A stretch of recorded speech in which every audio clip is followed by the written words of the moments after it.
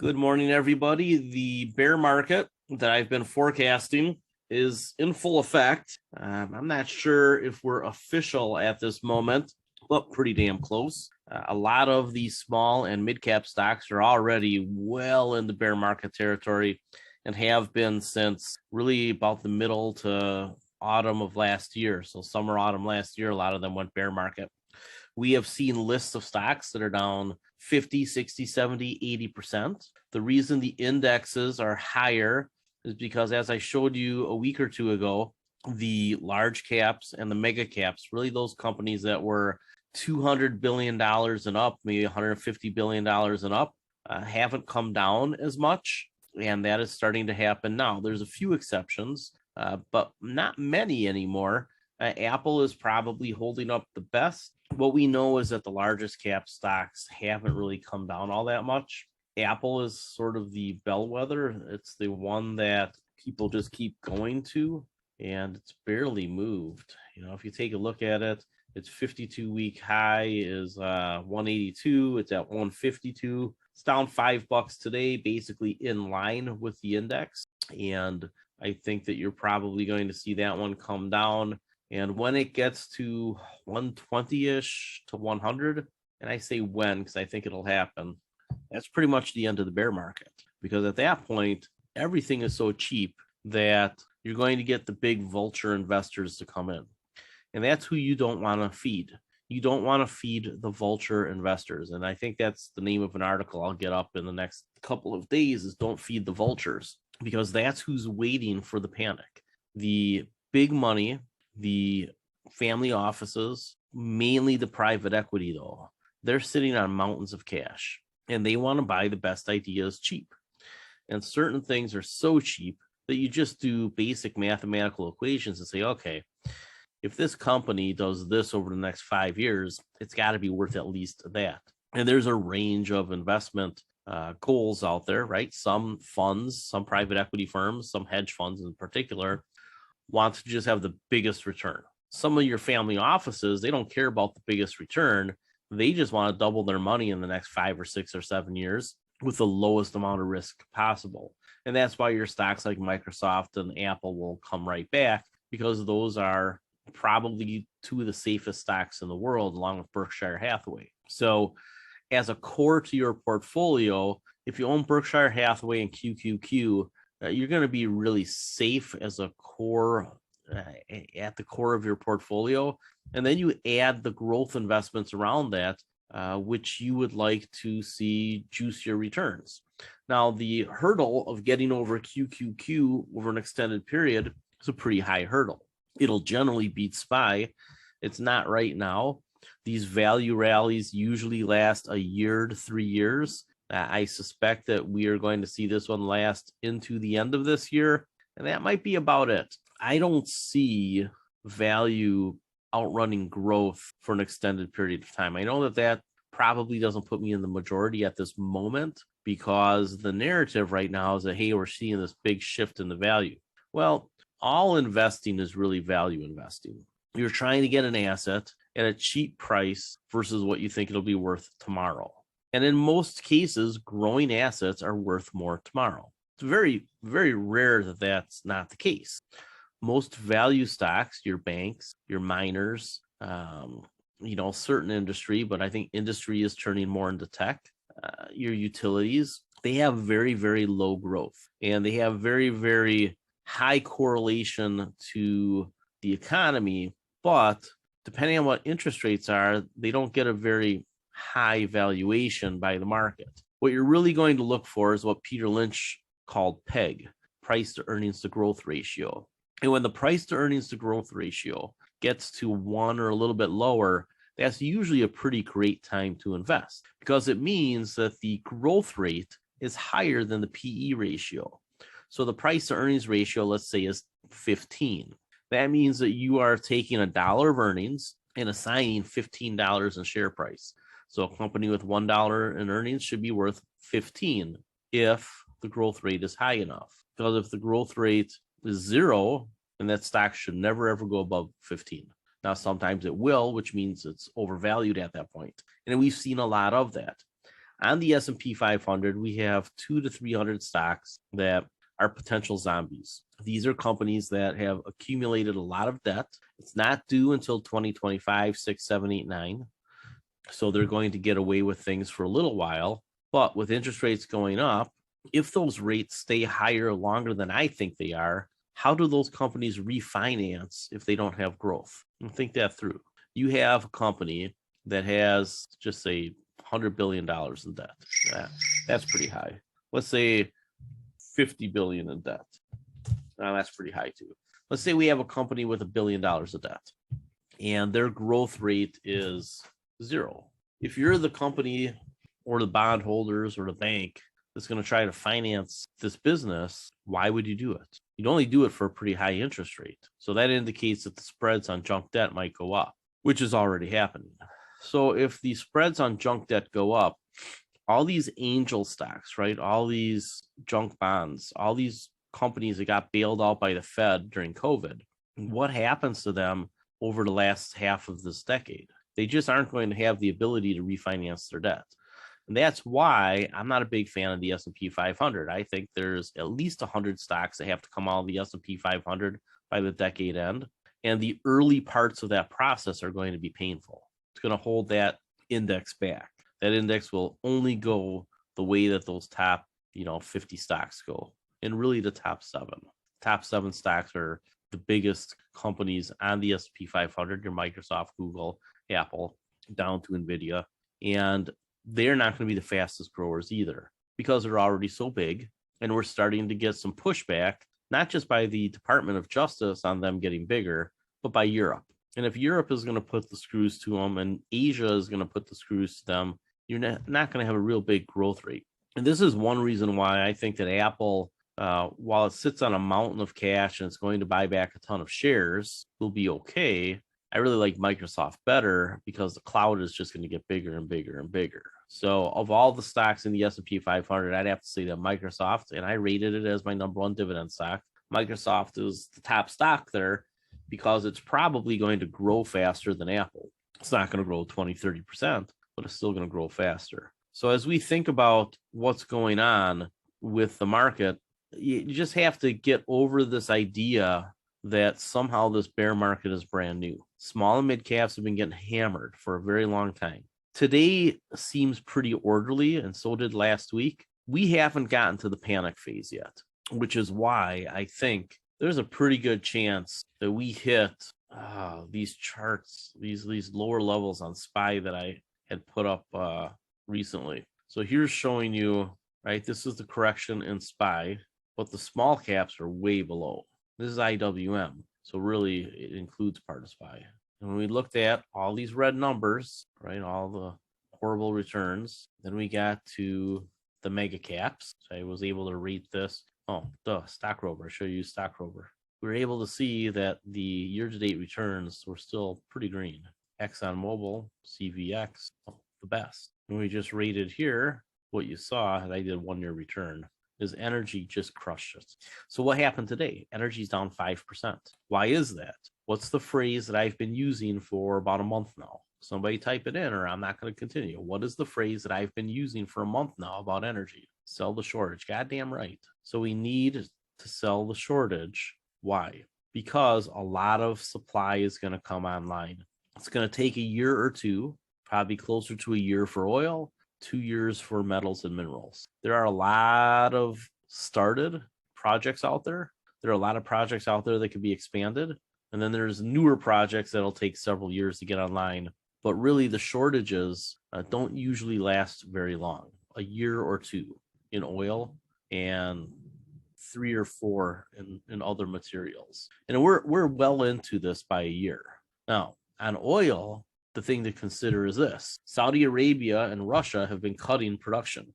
Russia just cut production by 1 million barrels per day. Did they really need to do that? China and India are sitting there willing to buy it. So this is really a game of big time energy hardball. And as soon as the Western world makes some progress on clean energy, you're going to see what I have called panic pumping.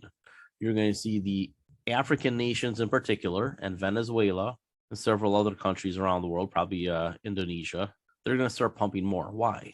They want to get it out of the ground while there's still something to sell.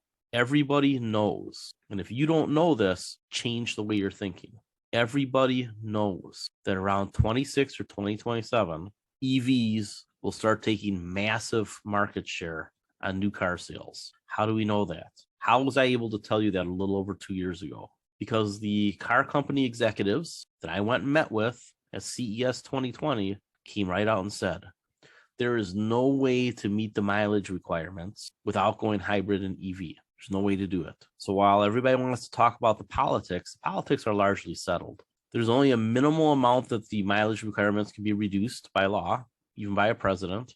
Trump did the most he could, and Biden put him right back. So in the next 2.5 years, what do you think is going to happen? Do you think that Ford and GM and Volkswagen and Volvo and everybody else, they're going to wait to see what happens in 2.5 years? Or are they just going to keep shifting to EVs? All of their capital is going that direction.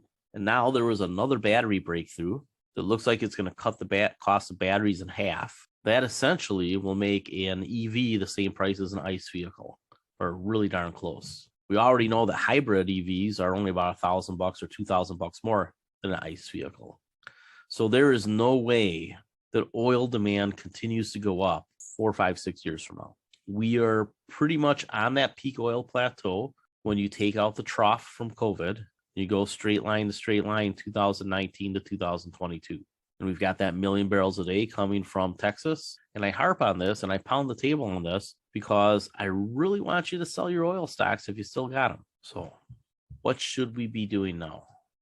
I've been running the screener using the monthly chart, and we're starting to see all sorts of stocks monthly oversold. I want to show you what SPY looks like on the monthly chart. So let's do all, pull this out. That's far enough. So every time on the monthly chart that it gets oversold, it's usually, actually, I think it's every time. I haven't been able to see a exception. When you get oversold on the monthly, it's time to buy. We are almost there. We're just hitting that right now. So we're probably going to get a rebound rally, come up and then dive back down in there. I think that all happens over the next 3 or 4 months. Fed President Bostic down in Atlanta today, if you were watching Bloomberg, he said for the next 2 or 3 months, we're going to keep tightening and then we'll see. I've been telling you that. This is that kick in the junk that I told you about a month ago. We're getting that kick in the junk, going to lower asset prices. We're going to make people think a little bit more clearly about what value is. There's going to be a rotation out of the zombies and back into tech, consumer goods, because deflation is the long-term boogeyman. It's not inflation. Inflation is a short-term occurrence because there is no real shortage of goods or inputs or labor, right? Why isn't there really a shortage of labor long-term? Danger, Will Robinson, right? There's always a robot that can do the job. So just like the way they barely check you out at a store anymore because they make you do it yourself, or now there's technology that Amazons are working on that everybody else is going to get. Roundy's is going to get it. Kroger, I'm sorry. Here in Milwaukee, it was Roundy's. Kroger, where you'll literally be able to walk through a checkout line with your basket. They might put it on a conveyor so it goes slow enough. We'll see. But they're literally going to let you just walk right out with your basket. Never have to take anything out to scan it. Costco's getting pretty close to that already, aren't they? They use that little gun and they just go bam, bam, bam, bam, bam, bam. But pretty soon, you're not going to need a person to do that. A lot of middle management jobs are in trouble. Why? Because AI can do a lot of that stuff. So we'll only need middle managers to the extent that people actually need to be managed for being human, i.e.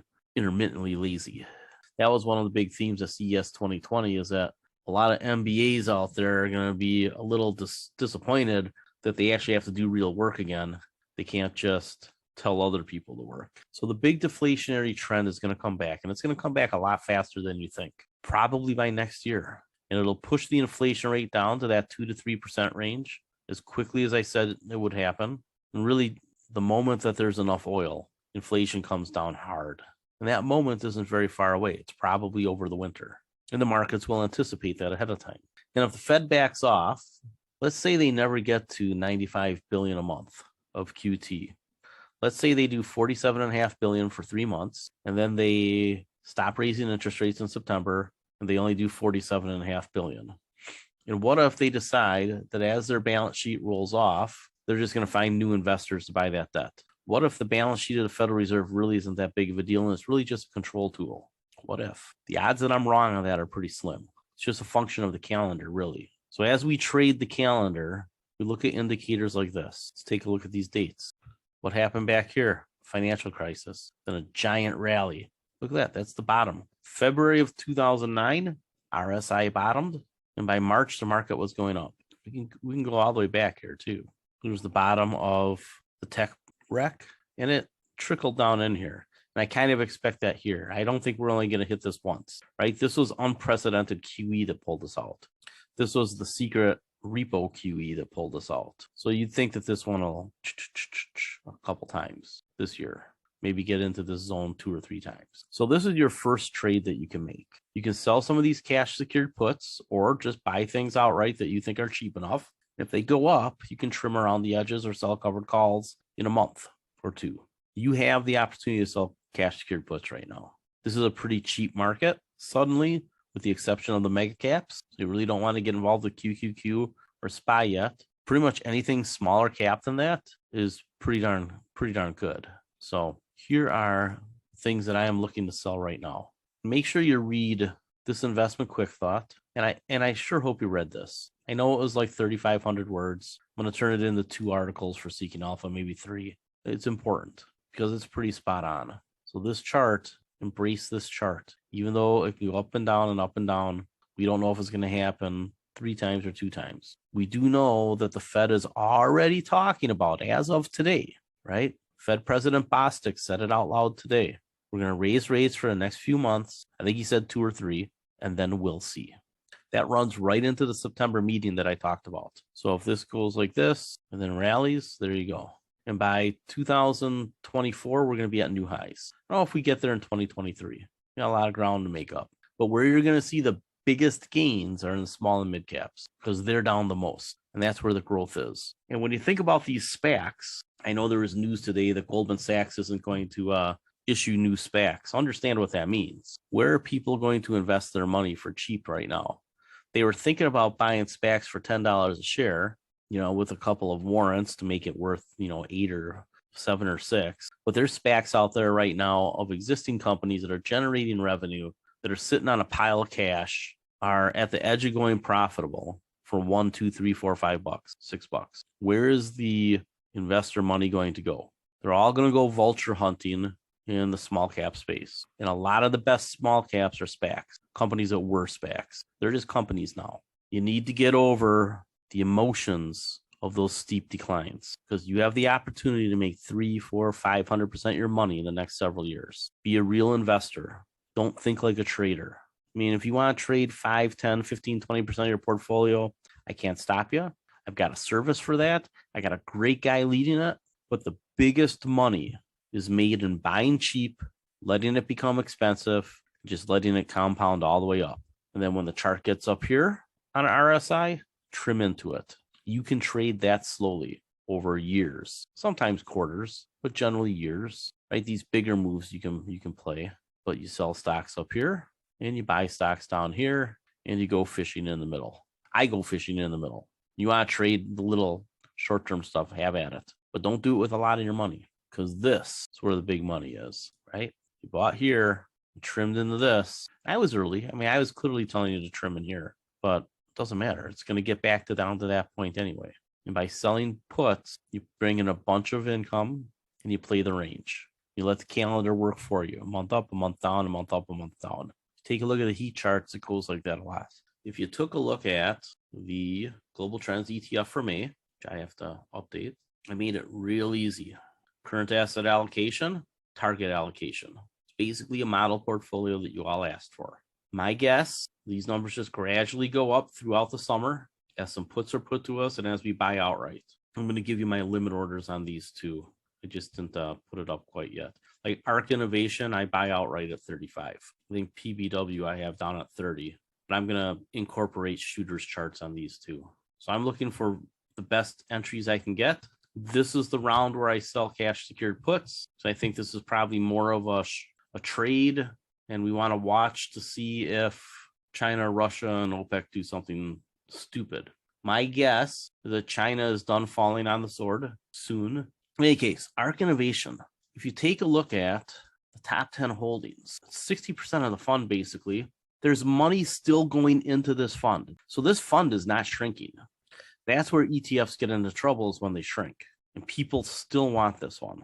So if you take a look at this, I told you that Roku is suddenly interesting to me. Told you that Coinbase is on my list. Block is on my list. Exact at a low enough price I like. Unity, Twilio, which we should cover more. Teladoc, Zoom, which I think is dirt cheap. And Tesla, which I think is probably fairly valued. I don't really think it's undervalued yet.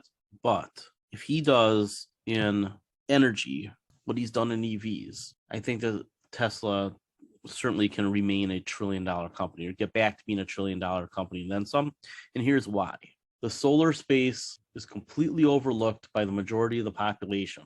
But with natural gas prices destined to go up, and coal destined to disappear, and nuclear too long to get online, the 30% plus solar growth rate is there.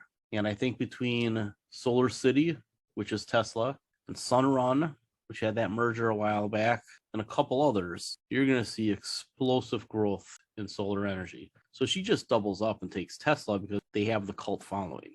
And get this, what happens if the deal with Twitter really goes through and Musk can somehow get conservatives, probably not your furthest right wingers, but in general, can make the Teddy Roosevelt argument to conservatives and say, look, conservation, energy security, climate change, whatever, those are conservative ideas. They haven't been because the oil companies have owned the narrative. But what if that narrative is about to shift, right? So think that through. Somebody asked why ARK instead of BST. It's because ARK is mid-cap for the most part. These are stocks that are beat down. You don't want to own the large caps yet. That's the whole point I've been making. The large caps have further to come down. That's the last thing that you'll buy. So ARK Innovation, you have some cash secured puts you can sell here. The ARK 40s for September for $5. That'll get you that net price of 35. And if it gets to 35, just buy it. You know, it might be a couple dollars cheaper, but in that range. In the 30s, ARK is a screaming buy. I don't know how into the 30s it gets. Well, we'll leave that up to Shooter to tell us. Invesco, Wilderhill, Clean Energy. If it gets down to 42 or 40, I have limit orders at both. I'll probably lower my limit orders to 40 just because I think they'll hit. But if I can get $8 on the put, which it looks like I can, try to get as much as you can for these $50 June puts. Because if we get a rebound rally, it'll be sharp and fast. But if you get this put to you for a net cost of 42 or 40, that's an awfully cheap price. So at some point, cheap overwhelms negative sentiment. And the narratives change when the sentiment changes. And the Fed is leading it. The Fed already told you, it might not be so tough down the road. And I'll tell you, the Elliott waves and all the technical analysis, they're all broken right now. So all you can do is come back to fundamentals and say what is cheap, what is likely to grow, what assets will be the most valuable, and who's got the best productive assets, right? That's one of the Warren Buffett things. That's why he doesn't buy rocks. They don't make anything. They don't sell anything. Amplify transformational data sharing. It's big into the cloud and into blockchain, and it's got a bunch of holdings in it that I like. So we take a look at Block, very Bitcoin heavy, and NVIDIA you get, MicroStrategy you get, which is basically, it's like buying Bitcoin without buying Bitcoin. So MicroStrategy just has an operating business that does like 100 million a quarter, and they just buy Bitcoin with the extras. And Square was in here last week, so it dropped out. But I think that if you buy Block with PayPal and Square, and I probably could have added Square to this because I saw that it dropped quite a bit today, but it wasn't oversold on the monthly just yet. Man, it's down 13.51, and that's because of the Bitcoin. So I think that I'm going to put out a separate article on Block because I think that's one that you hunt for coming out of a recession. And again, I think if we get a recession, it'll be short and shallow because the Fed has $1 trillion to fix the repo market. And they don't really have to run anything off the balance sheet if they don't want to. They just needed to get prices down on assets. They needed to lower the wealth effect. They needed to slow down the housing market. Most of what's left is just supply chains moving, adding a little oil, and for a smart, balanced build back better. That's it. That's all it takes. The world's not ending. It never really does. Just feels like it for a minute. So everybody gets breathy on TV. And the headlines get incendiary. I was talking about all the things that are happening now 6 months ago. Warned people it was coming. Now I'm warning you that by the end of this year, this market's going to turn up hugely, and you better start scaling in now because we just got our first oversold signal on the monthly charts. Then Azure just hired a new CEO. The people that they got rid of, which is what they did, they didn't just walk out, they were told to move on, is the former CEO of India's largest infrastructure trust. Azure is going to grow hugely because the solar market is backed by the two richest people in India and the government. And you're going to see India become probably the biggest solar story in the world in battery storage. And it's going to happen faster than anybody thinks. Everybody wants to talk about 10 years, talk about 2 or 3. They have a ton of money to pump into building, not only from the government, but from the two richest guys. There's a special about that on Bloomberg. So if you go to the Bloomberg Quick Takes on the app, you can see those. So these are the 5 that I'm looking at this week. Square, I've got to figure out. It's right at bottom fishing. So does that mean the bottom fishing is actually down here? Could be right there. That jitterbug spot corresponds with that. I mean, there's a possibility that this gets all the way down to whatever that is, 40. I find it hard to believe. If it does, that's like gift wrapped. It's like putting sugar on your sugar. So keep an eye on Square because it's basically at the spot where we should be looking to buy it or sell cash secured puts. All right. Any questions? No direct messages allowed. Let the crowd see it. Yeah, there's something new with silicon for batteries. Palantir, these analysts are just imbeciles. I mean, this is a gift. This is gift wrapped too. So they missed the analysts' bad estimates by a little bit. I mean, like 1% or 2. So does that mean there's the company at fault or are the analysts, do they just suck? I'm going to go with most of the analysts suck. So somebody asks, what should we be investing in for small caps? In my opinion, small caps should be 20% of your portfolio unless you are really conservative, and it can be as much as half of your portfolio if you're really aggressive. But I would say 20% is pretty standard for most middle of the road, got some time to retirement investors, or even retired investors who aren't going to spend the money, and this is for future generations. I find it hard to believe that anybody should be much under 20% allocated to small caps unless they just have a visceral problem with it. That's where the most growth is. Mid caps are the sweet spot. I think that's where most people should have the bulk of their money because they have gotten over the speculative danger zone, potentially aren't going to execute phase, right? So they're already executing.